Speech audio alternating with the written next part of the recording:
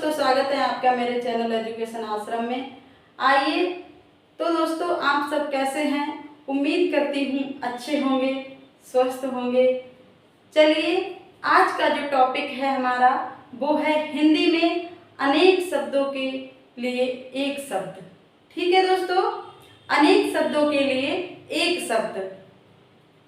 कुछ बहुविकल्पीय क्वेश्चन हम रिवीजन करेंगे, सीखेंगे इस क्लास के माध्यम से।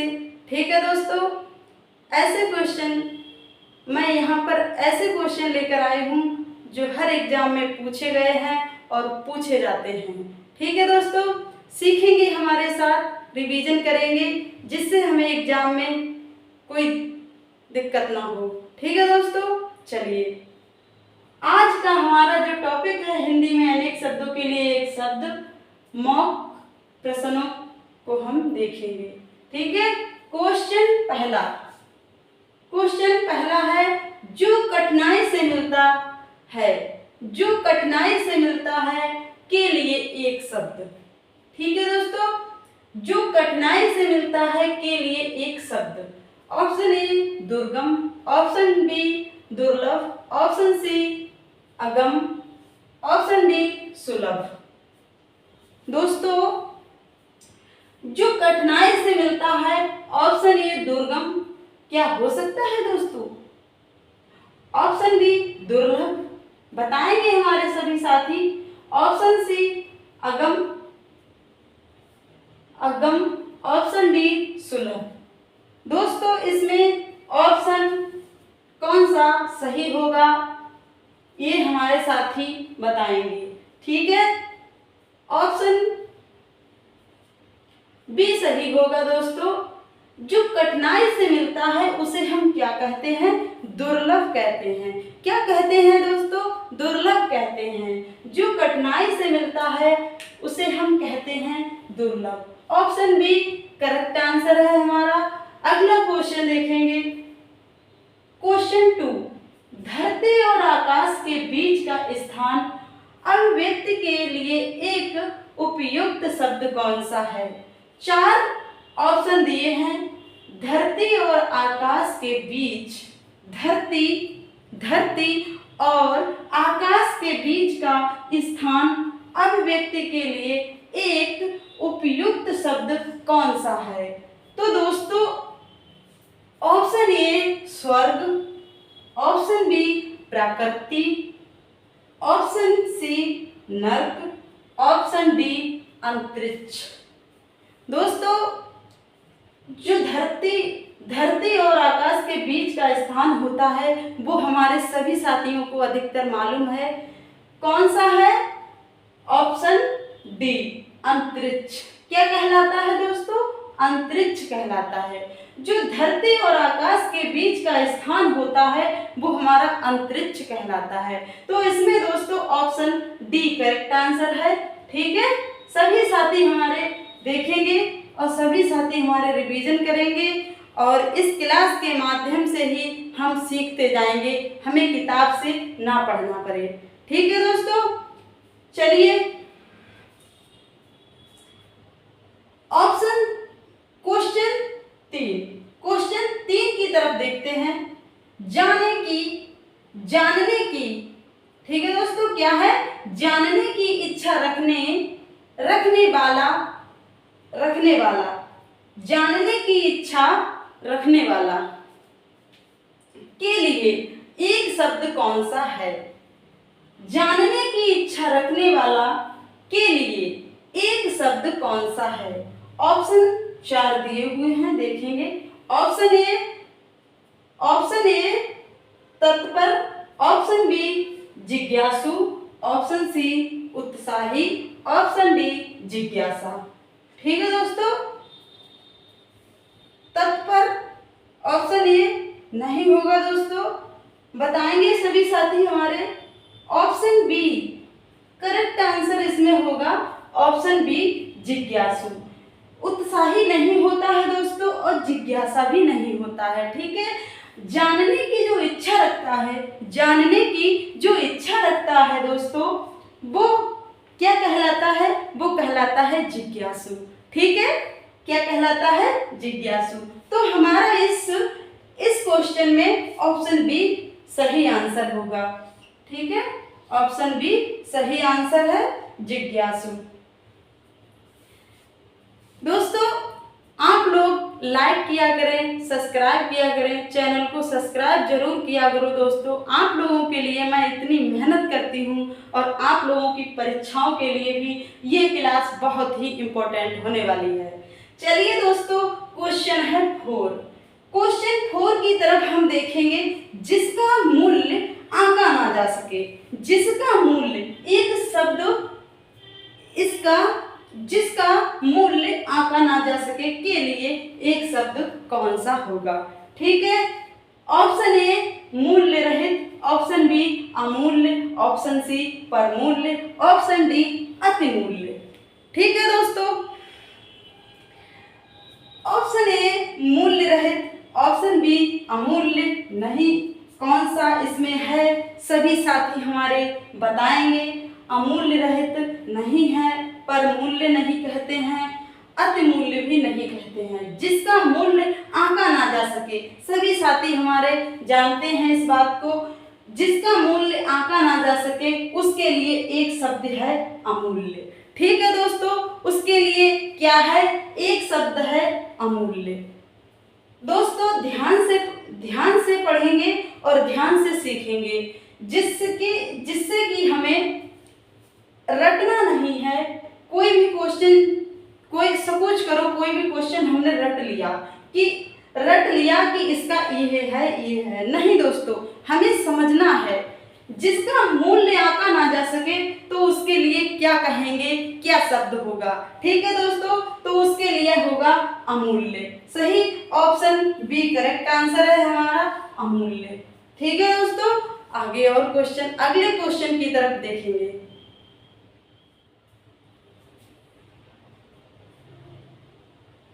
दोस्तों अगला क्वेश्चन देखेंगे, क्वेश्चन 5।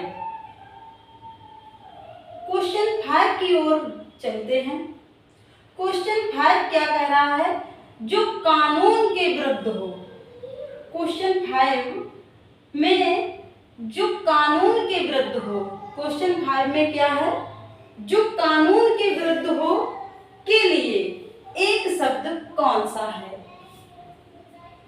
दोस्तों जो कानून के विरुद्ध हो उसे हम क्या कहते हैं? सभी साथी हमारे जानते होंगे। ऑप्शन ए अनैतिक, ऑप्शन बी अनुचित,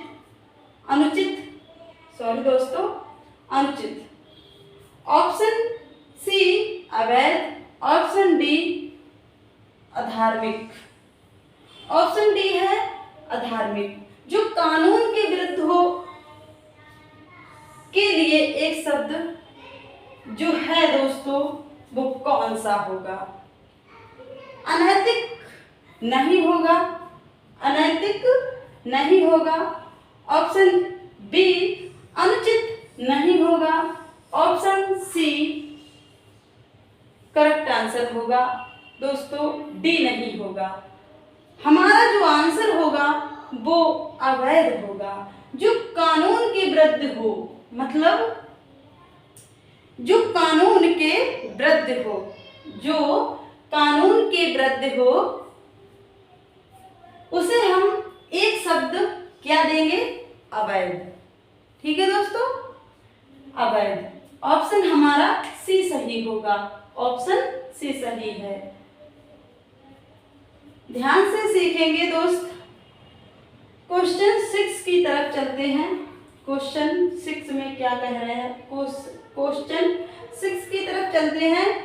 ईश्वर को न मानने वाला व्यक्ति, जो व्यक्ति ईश्वर को ना मानता हो, दोस्तों ईश्वर को ना मानने वाला व्यक्ति, ठीक है, जो व्यक्ति ईश्वर को ना मानता हो या ईश्वर को ना मानने वाला व्यक्ति के लिए एक शब्द क्या है?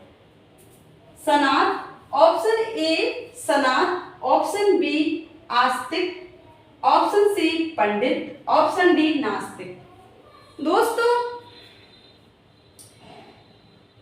आस्तिक, कुछ दोस्त हमारे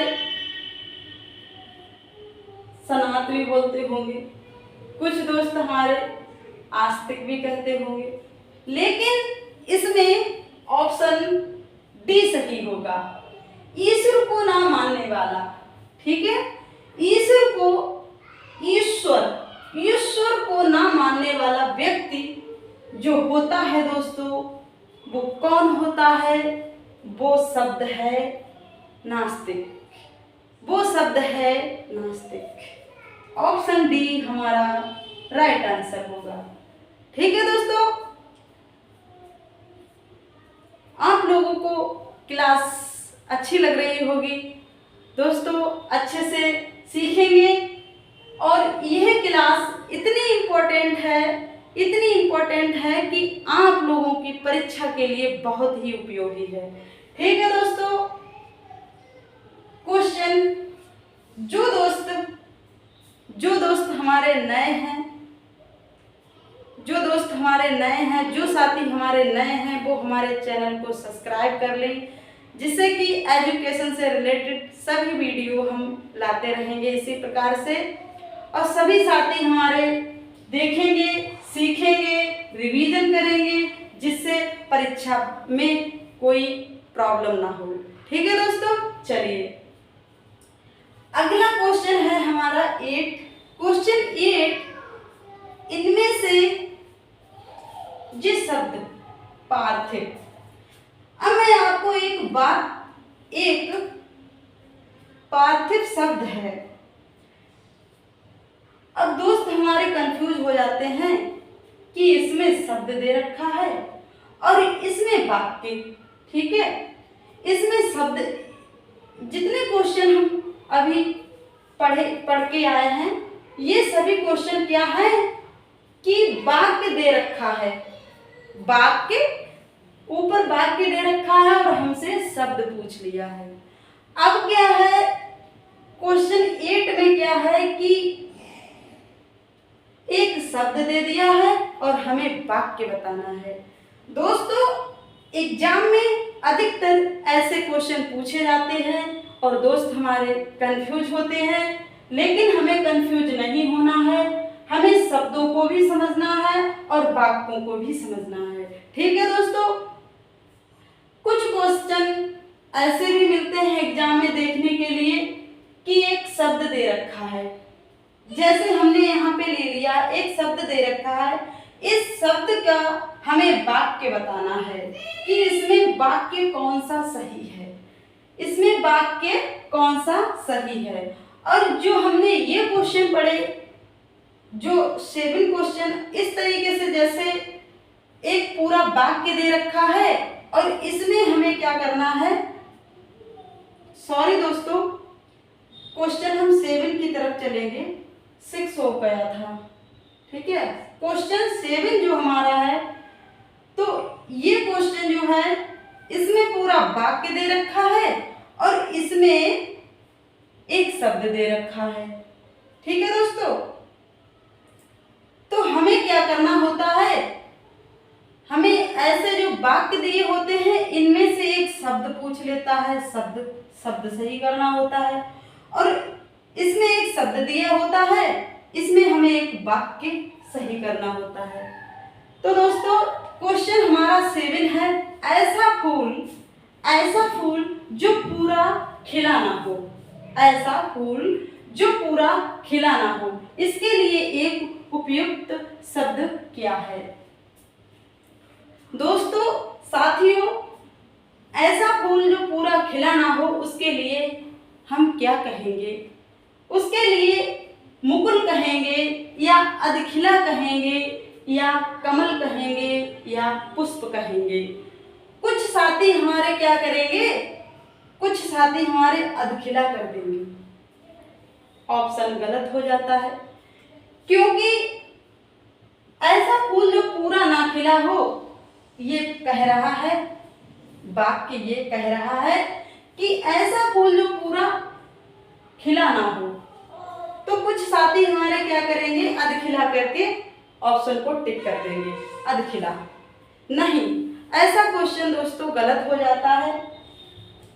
हमें क्या करना है, मुकुल, जो मुकुल शब्द होता है, मुकुल, वो ऐसा फूल जो पूरा ना खिला हो उसे हम मुकुल कहते हैं। ठीक है, और ना पुष्प कहेंगे, और कमल की तो यहाँ पे कोई बात ही नहीं हो रही है दोस्तों। ठीक है, तो ऑप्शन अधिखिला नहीं होगा, ऑप्शन ए सही होगा मुकुल। ऑप्शन ए सही है मुकुल।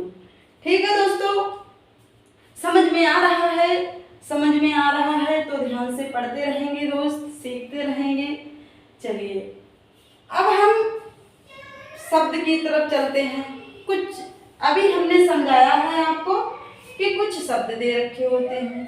चलिए क्वेश्चन 8 है, इनमें से पार्थिव पार्थिव शब्द के लिए उपयुक्त वाक्य क्या होगा। अब इन्होंने वाक्य पूछ लिया है, एग्जाम में भी दोस्तों इसी तरीके से पूछते हैं। ठीक है, क्या पूछा है, अब वाक्य पूछ लिया है। ऑप्शन ए जिसका संबंध मनुष्य से है, ऑप्शन बी जिसका संबंध ईश्वर से है, ऑप्शन सी जिसका संबंध प्रथा से है, ऑप्शन डी जिसका संबंध पृथ्वी से है। दोस्तों कुछ साथी, कुछ दोस्त हमारे ये बात जानते हैं कि पृथ्वी और पार्थिव, ठीक है, पार्थिव शब्द जो है, इसका पार्थिव शब्द का अर्थ जो है वो पृथ्वी है।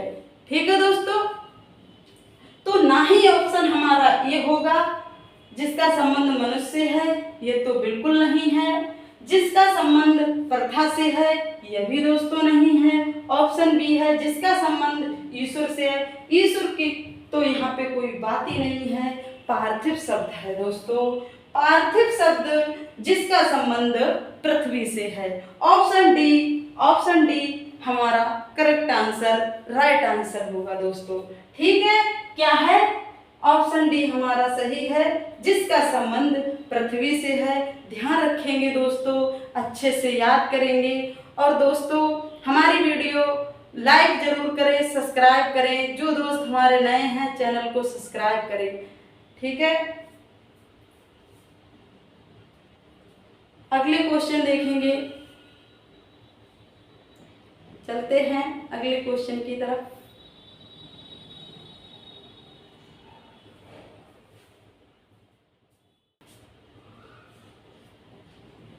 ठीक है दोस्तों, अगला क्वेश्चन देखते हैं, क्वेश्चन 9। क्वेश्चन 9, इनमें से कलह, जो ये शब्द है कलह, कलह शब्द के लिए उपयुक्त वाक्य क्या होगा। दोस्तों कलह शब्द के लिए उपयुक्त वाक्य क्या होगा।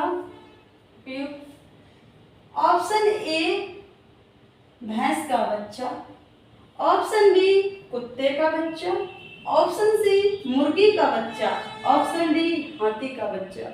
दोस्तों ये जो कलह शब्द है ये किसी का बच्चा है।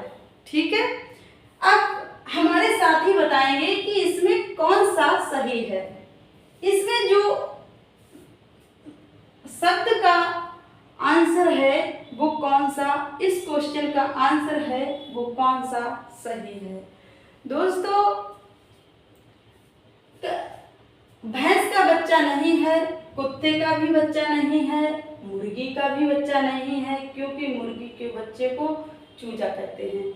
दोस्तों कलह शब्द जो हाथी का बच्चा है, ठीक है, इसमें वाक्य हमारा जो सही है वो हाथी का बच्चा, ऑप्शन डी सही है। ठीक है दोस्तों, हाथी का बच्चा कलह शब्द है। इनमें से कलह शब्द के लिए उपयुक्त वाक्य जो है वो ऑप्शन डी सही आंसर है, हाथी का बच्चा। दोस्तों क्वेश्चन 10 की तरफ चलेंगे।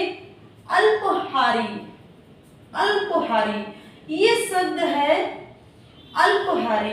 अब जैसे शब्द दे रखा है तो इसमें वाक्य पूछ रहे हैं। ठीक है, अल्पहारी शब्द के लिए एक वाक्य छांटिए, इसमें से एक वाक्य छांटना है जो अल्पहारी, अल्पहारी, अल्पहारी शब्द के लिए एक वाक्य है। उसे हमें छांटना है। कौन सा है देखते हैं। ऑप्शन ए जो कंद मूल खाता हो, ऑप्शन बी जो फल खाता हो, ऑप्शन सी जो पकवान खाता हो, ऑप्शन डी जो कम खाता हो। ठीक है, तो अल्पाहारी का मतलब होता है दोस्तों कम खाना। क्या होता है? कम खाना। ठीक है, तो ना ही हमारा ऑप्शन ए होगा, ना ऑप्शन सी होगा, ना ऑप्शन बी होगा। हमारा राइट आंसर ऑप्शन डी होगा। दोस्तों अल्पाहारी शब्द का अर्थ होता है, वो होता है जो कम खाता हो। ठीक है, ऑप्शन डी सही है, राइट आंसर है। चलिए अगले क्वेश्चन की तरफ चलते हैं। क्वेश्चन 11, जिसकी कोई कीमत ना हो सके, जिसकी कोई कीमत ना हो सके। वाक्य के लिए एक शब्द है दोस्तों, जिसकी कोई कीमत ना हो सके, वाक्य के लिए एक शब्द है। ऑप्शन ए कीमती, ऑप्शन बी अमूल्य, ऑप्शन सी बहुमूल्य, ऑप्शन डी उपरोक्त में से कोई नहीं। दोस्तों जिसकी कोई कीमत ना हो उसे हम क्या कहते हैं? उसे हम कहते हैं अमूल्य। उसे क्या कहते हैं? उसे कहते हैं अमूल्य, जिसकी कोई कीमत ना हो। बहुमूल्य का मतलब होता है, बहुमूल्य का मतलब होता है उसकी बहुत यानी अधिक कीमत हो। ठीक है, और जिसकी कोई कीमत ना, जिसकी कीमत होती है, जिसकी बहुत ज्यादा कीमत होती है उसे कहते हैं बहुमूल्य। और जिसकी कोई कीमत ना हो, जिसकी कोई कीमत ना हो उसे हम दोस्तों अमूल्य कहते हैं। तो हमारा ऑप्शन बी सही होगा, इसमें ऑप्शन बी सही होगा, अमूल्य। दोस्तों अगले क्वेश्चन की तरफ चलते हैं। क्वेश्चन 12। ठीक है, क्वेश्चन 12, किशोरी शब्द के लिए एक उचित वाक्य क्या है? किशोरी शब्द, अब यहाँ पे शब्द है किशोरी। क्या शब्द है?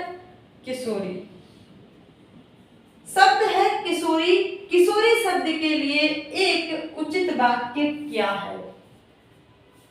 दोस्तों ऑप्शन ए 1 से 10 वर्ष तक की लड़की, ऑप्शन बी 12 से 16 वर्ष की आयु की लड़की, ऑप्शन सी नई बिहाई बधू, ऑप्शन डी जिस लड़की की शादी नहीं हुई हो।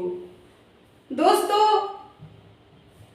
किशोरी शब्द, जो किशोरी का अर्थ होता है, किशोरी का अर्थ होता है 12 से 16 वर्ष की आयु की लड़की को कहते हैं। दोस्तों जो 12 से 16 वर्ष की अवस्था होती है हमारी, उसे हम कहते हैं किशोरी अवस्था। तो किशोरी शब्द के लिए एक उचित वाक्य होगा, ऑप्शन बी राइट आंसर है, 12 से 16 वर्ष की आयु की लड़की। ठीक है दोस्तों, चलिए ऑप्शन बी हमारा राइट आंसर है। अगला क्वेश्चन है 13, जो बहुत बोलता हो के लिए एक शब्द क्या होगा? ऑप्शन 4 दिए हुए हैं और इसमें हमें जो बहुत बोलता हो, जो बहुत बोलता हो के लिए एक शब्द क्या होगा ये हमें देखना है। ऑप्शन ए मितभाषी, ऑप्शन बी वाचाल, ऑप्शन सी अल्पभाषी, ऑप्शन डी बहुभाषी। दोस्तों इसमें ऑप्शन 4 दिए हुए हैं, हमें सही ऑप्शन देखना है कौन सा इसमें सही है।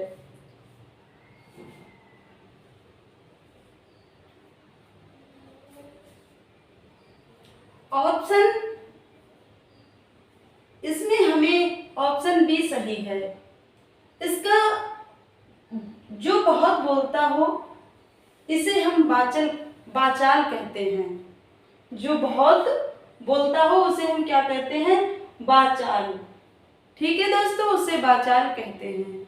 चलिए ऑप्शन हमारा बी सही होगा। ठीक है, ऑप्शन बी सही है। अगले क्वेश्चन की तरफ ध्यान देंगे। क्वेश्चन, जिस भूमि में कुछ ना पैदा होता हो, जिस भूमि में कुछ ना पैदा होता हो, उसके लिए एक शब्द क्या है? ऑप्शन 4 है।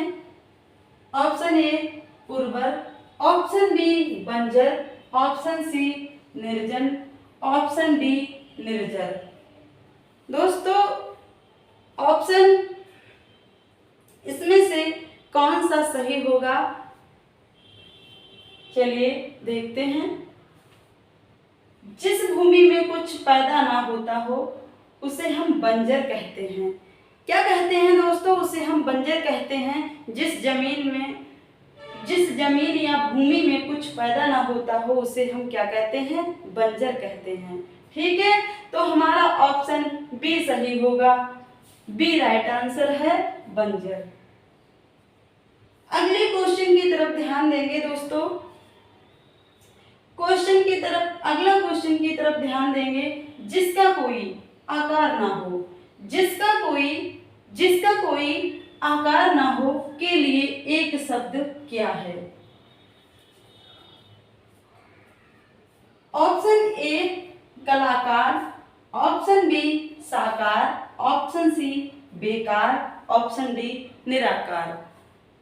सभी साथी हमारे इस बात को जानते भी होंगे कि जिसका कोई आकार ना होता हो उसे हम निराकार कहते हैं। क्या कहते हैं दोस्तों?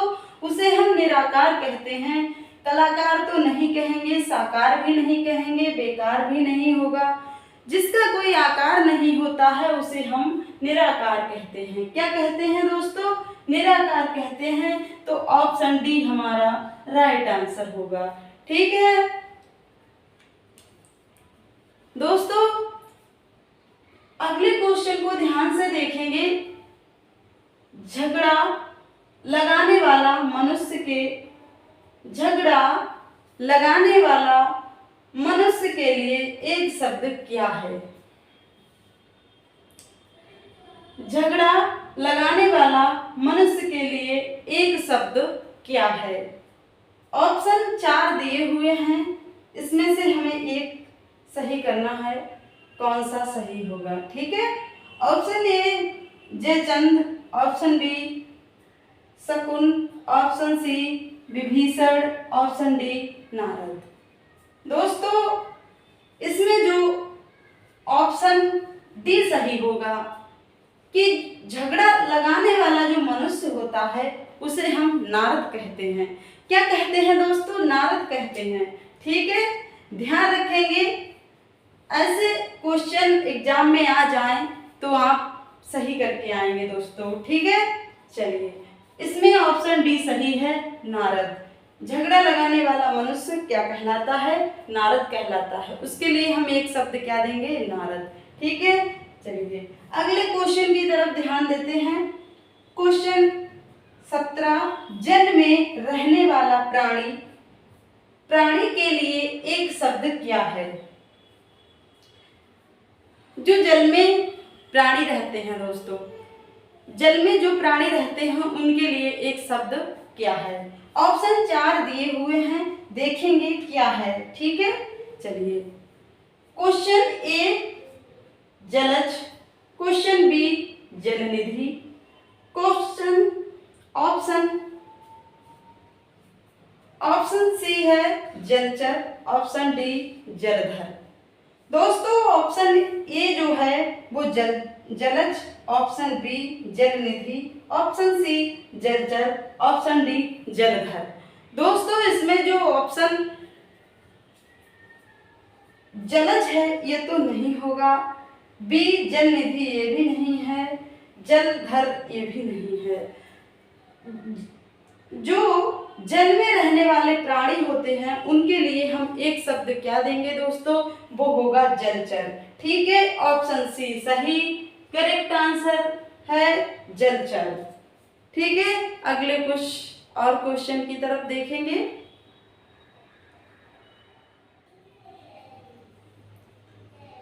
अगला क्वेश्चन देखते हैं। अगला क्वेश्चन है 18। आकाश को चूमने वाला वाक्य के लिए सही शब्द क्या है? आकाश को चूमने वाला वाक्य के लिए सही शब्द क्या है? ऑप्शन 4 दिए हुए हैं, इसमें से हमें छांटना है कि कौन सा सही शब्द है। दोस्तों ध्यान देंगे। ऑप्शन ए गगनचुंबी, ऑप्शन बी दूरदर्शी, ऑप्शन सी अनासक्त, ऑप्शन डी अंतरिक्ष।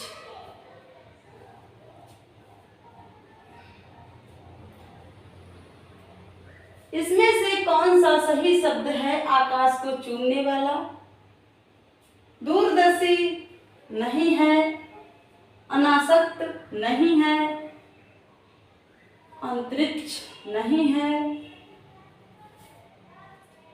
सही है ऑप्शन ए। ऑप्शन ए सही है, गगनचुंबी। ऑप्शन ए सही करेक्ट आंसर है। अगले क्वेश्चन की तरफ देखते हैं। ध्यान देंगे दोस्त। जिसके सिर पर चंद्र ना हो, जिसके सिर पर चंद्र हो, सॉरी दोस्तों, जिसके सिर पर चंद्र हो के लिए उपयुक्त शब्द है। Option A Chandrashikhar, option B Chandrashekhar, option C Chakradhar, option D चंद्रग्रहण। दोस्तों जिसके सिर पर चंद्र हो, ठीक है, जिसके सिर पर चंद्र हो उसके लिए हम क्या कहते हैं? चंद्रशेखर कहते हैं। क्या कहते हैं दोस्तों? चंद्रशेखर कहते हैं। चक्रधर नहीं कहेंगे, चंद्रग्रहण नहीं कहेंगे, चंद्रशेखर नहीं कहेंगे, चंद्रशेखर कहते हैं। ठीक है, इसके लिए एक जो शब्द है जिसके सिर पर चंद्र हो उसे हम चंद्रशेखर कहते हैं। ठीक है दोस्तों, ध्यान से देखेंगे। ऑप्शन बी सही है, चंद्रशेखर। सभी साथी सभी दोस्त हमारे वीडियो को लाइक करें, चैनल को सब्सक्राइब करते रहें। चलिए अगले क्वेश्चन की तरफ देखते हैं। अगले क्वेश्चन की तरफ ध्यान दें दोस्तों। चतुर्भुज शब्द के लिए चतुर्भुज शब्द के लिए उपयुक्त वाक्य क्या है?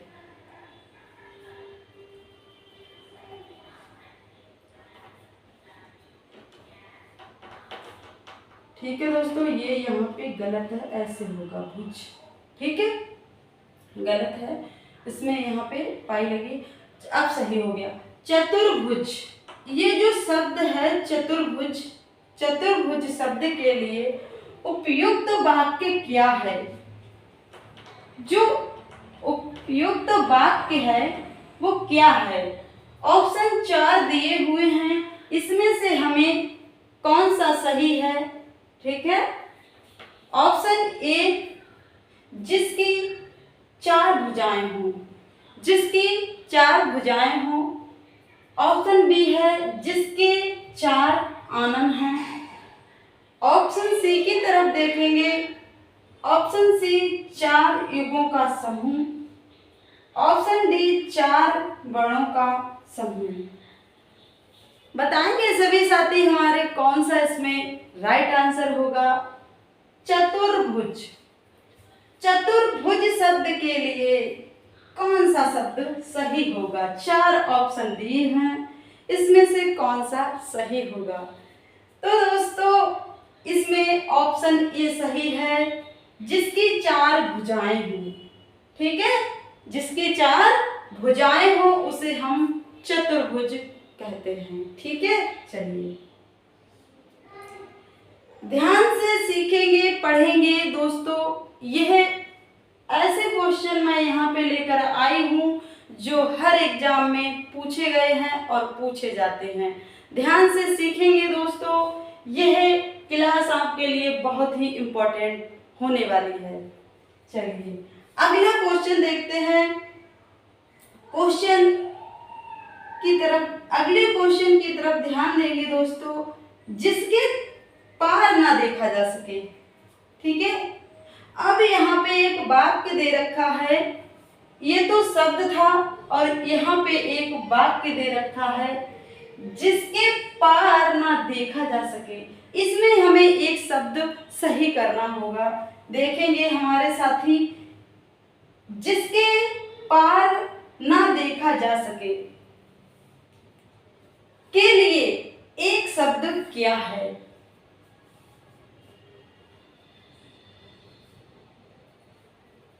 ऑप्शन ए पारदर्शी, ऑप्शन बी समदर्शी, ऑप्शन सी अपारदर्शी और ऑप्शन डी त्रिकालदर्शी।